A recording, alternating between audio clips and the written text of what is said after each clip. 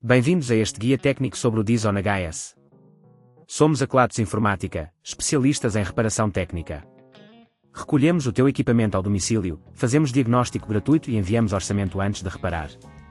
Sem chamadas, sem deslocações. Estamos localizados na Cal Joaquim Maria Lopes 26, Madrid. Cómodo, transparente e profissional. Link na descrição. Se o teu Dyson HS está a fazer um barulho estranho durante o uso, é sinal de que algo não está a funcionar como deveria.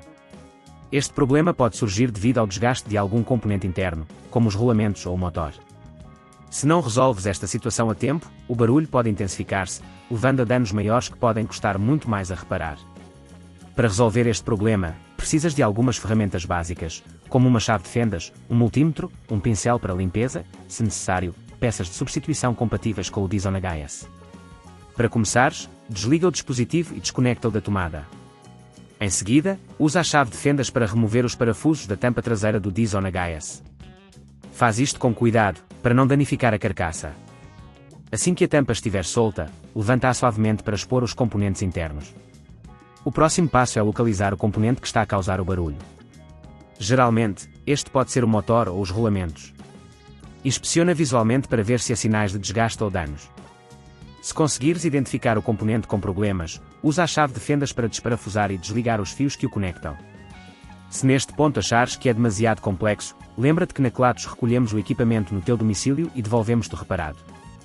Após remover o componente danificado, substitui-o pelo novo, certificando-te de que está bem fixo e os fios estão devidamente conectados. Não te esqueças de verificar se os outros componentes estão em boas condições antes de fechar o dispositivo.